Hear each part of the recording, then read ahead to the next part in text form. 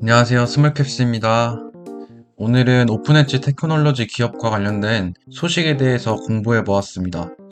최근 AI 반도체 업계에선 거품론이 화두가 되고 있는데, 지난 영상에서도 말씀드렸지만, 투자은행 모건 스탠리가 지난달 고점을 준비한다라는 반도체 보고서를 내면서 주가 하락에 큰 영향을 주었습니다. 뿐만 아니라 최근에 중국발 메모리 공급 과잉 우려 소식도 더해지면서 반도체 분위기가 좀처럼 살아날 기미를 보이지 못하고 있는데요. 이러한 상황 속에서 지난 9일에 열린 코리아 인베스트먼트 위크 24 반도체 세션에서 삼성전자 메모리 사업부 상품기획실장과 퀄컴 본부 부사장, 오픈엣지 테크놀로지 대표이사 등 여러 반도체 기업의 임원들이 참여하면서 AI 반도체 거품론에 대해서는 기우라고 전했으며, 그 이유에 대해서는 클라우드 온 디바이스 AI 투자가 늘면서 반도체 산업은 계속 성장할 것이라고 말했다고 합니다.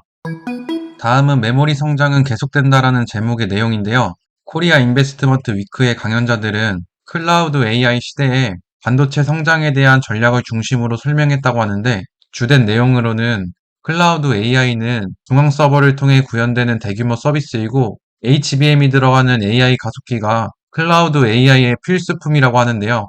삼성전자의 부사장이 말하기로는 삼성전자는 클라우드 AI의 장기 성장을 보고 HBM 등 메모리 투자를 늘리고 있다고 전했다고 합니다. 그리고 공격적인 제품 출시 전략도 공개했다고 하는데, 메모리 반도체 기업들은 내년 양산 예정인 6세대 HBM4부터는 파운드리 기업의 도움을 받아야 한다고 합니다. 칩의 두뇌 역할을 하는 로직 다이에 많은 기능을 넣고 전력 효율성을 높이기 위해서라고 하는데, 로직 다이에 대해서 간단하게만 말씀드리면 고대역폭 메모리의 구성 요소 중 하나로 HBM의 맨 밑에 까는 베이스 다이를 의미한다고 보시면 됩니다. 로직 다이에는 CPU나 GPU 등에 탑재되던 메모리 컨트롤러 기능 등을 추가 탑재해서 시스템 효율화를 노린다는 전략이고, 전력 절감뿐 아니라 다양한 기능을 탑재할 수 있을 것으로 기대하고 있다고 합니다. SK 하이닉스는 로직 다이 생산을 TSMC, 글로벌 파운드리 등 해외 파운드리 기업에 맡길 것으로 추정되고, 삼성전자는 자체 생산할 가능성이 높다고 전했습니다. SK 하이닉스의 부사장이 말하기로는 로직 다이에 다양한 설계 IP를 적용할 수 있다는 장점을 가지고 있고, 메모리 컨트롤러 기능 또한 탑재를 고려하고 있다고 말했는데요. 여기서 기대할 수 있었던 대목은 로직 다이에 다양한 IP를 적용할 수 있는 것과 메모리 컨트롤러의 탑재를 고려하고 있다는 이러한 부분들이 오픈 엣지의 제품 활용도가 앞으로 더 확대될 것을 확인할 수 있었던 부분이었습니다. 다음 아래 내용을 보시면은 삼성전자는 게임 체인저가 될 것으로 전망되는 HBM4의 맞춤형 HBM이란 승부수를 둘 계획이다라고 하는데, 쉽게 말해서 커스터마이징된 HBM을 제공하겠다는 말입니다. 이게 만약에 현실화가 된다면 업계 최초가 된다고 하는데, 아직 제품을 납품하는 것이 아니기 때문에 좀 더 지켜봐야 할 부분인 것 같고, 그리고 경쟁사인 SK 하이닉스는 7세대 HBM인 HBM4E부터 맞춤형 HBM을 본격화하겠다고 밝혔다고 합니다. 이 부분에서 알 수 있는 것은 앞으로 HBM의 기술 트렌드는 대량 생산 및 범용성보다는 성능 개선과 고객이 원하는 맞춤형 HBM인 것을 확인할 수 있었습니다. 다음 내용을 보시면은 2027년 256TB SSD 출시라는 내용인데요. CX의 메모리도 향후 AI 서버 시대의 핵심 메모리가 될 것으로 전망하고 있다고 하는데, CXL은 중앙 처리 장치인 CPU와 메모리 반도체 등 다양한 장치를 효율적으로 연결해서 빠른 연산을 가능하게 하는 기술이라고 합니다.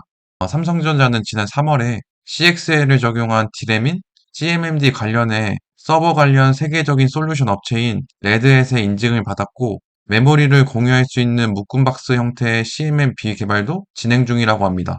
또한 삼성전자는 서버 시장 공략을 강화하기 위해서 2027년 256TB 기업용 솔리드 스테이트 드라이브도 출시 예정이라고 하는데, 이 부분에서 확인할 수 있었던 것은 다양한 제품군의 성능 개선과 진보적인 제품들을 지속적으로 출시함으로써 반도체 수요가 지속적으로 발생하고 있음을 방증하는 부분이었다고 생각할 수 있었습니다.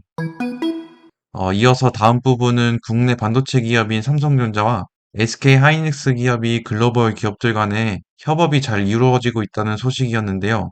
두 기업 모두 CXL 기술의 생태계 확장에 적극적으로 나서고 있고, 당장 하반기부터 제품을 양산하겠다는 전략을 발표했다고 합니다. 이렇게 다시 CXL 관련 소식들이 나오면서 좀 더 본격적으로 제품을 생산하고 관련 기술이 이제는 매출로 이어질 시간이 가까이 오겠구나라는 생각을 할 수 있었습니다.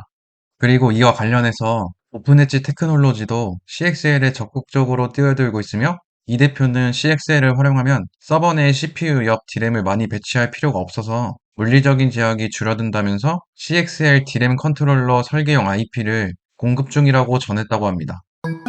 다음은 온디바이스 AI 성장을 이끄는 퀄컴이라는 제목의 내용이었는데요.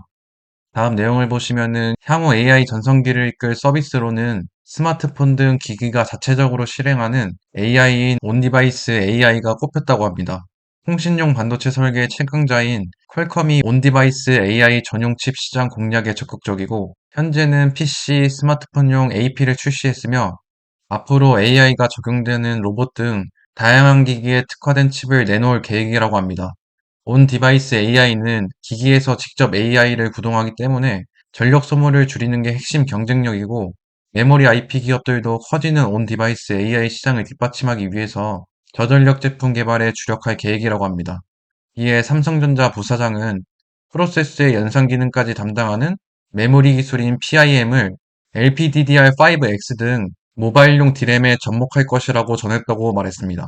이 부분에서 확인할 수 있었던 내용은 앞으로 온디바이스 AI 활용이 스마트폰이랑 PC부터 시작해서 로봇 분야까지 확대되면서 다양한 분야의 쓰임을 확인할 수 있었고 저전력 제품의 수요가 커질 것을 알 수 있는 부분이었습니다. 마지막으로 오늘 내용을 요약해보면 첫 번째로는 HBM이 들어가는 AI 가속기가 클라우드 AI 시대의 필수품이며 이는 HBM의 수요가 증가할 것이라고 예상할 수 있었고 두 번째는 로직 다이의 다양한 기능을 추가하고 맞춤형 HBM 서비스를 제공하는 것인데요. 이는 반도체 설계 IP의 수요가 증가할 것을 알 수 있는 부분이었습니다. 세 번째로는 CXL의 상용화 전에 올해 하반기부터 제품 양산에 돌입하겠다는 내용인데요. 이는 CXL 관련 매출 발생과 관련 기업들의 주가 상승을 기대할 수 있는 부분이었습니다. 그리고 마지막 네 번째로는 온디바이스 AI 활용 증가와 기업들이 저전력 제품에 주력하겠다는 내용이었는데요. 온디바이스 AI의 다양한 활용과 실제로 매출로까지 이어진다면 이때가 반도체 슈퍼사이클이지 않을까라는 생각을 해보았습니다. 이렇게 내용을 마무리하면서 지난 9월 26일 새벽에 미국장이 마감한 후에 미국의 마이크론 기업이 어닝 서프라이즈가 나오면서 AI 수요가 살아있음을 보여주었는데요. 그러면서 26일 아침에 국내 반도체 기업들이 주가가 반전되는 모습을 볼 수 있었습니다. 특히 SK 하이닉스가 9%까지 오르면서 지난 25일 모건 스탠리에서 내놓은 반도체 겨울이라는 보고서가 무색할 정도로 분위기가 반전된 모습을 볼 수 있었는데요.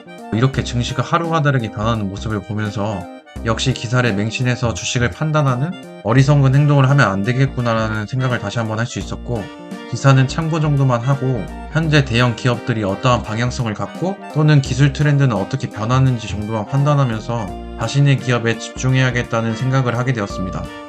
저의 개인적인 생각으로는 반도체 슈퍼사이클이 아직 오지 않았고 앞으로 올 것이라고 생각하기 때문에 기다리고 있는 것이고 그 시기가 언제인지 알 수 없지만 기다리는 기간 동안 제가 선택한 기업이 잘 회사를 운영해 나가고 있는지 기술력이 뒤처지지는 않는지 체크하면서 공부해 나가고 있습니다. 현재 제 주력 기업들 모두 손실을 보고 있지만 분명 다시 좋은 날이 올 것이라고 믿고 있고 힘든 시간이 얼마 남지 않았다고 생각하고 있습니다. 모두들 성투하셨으면 좋겠고 저처럼 손실 구간인 분들은 이러한 기간을 잘 버티셔서 자신이 설정한 목표 주가에 유연하게 잘 이겨내셨으면 좋겠습니다.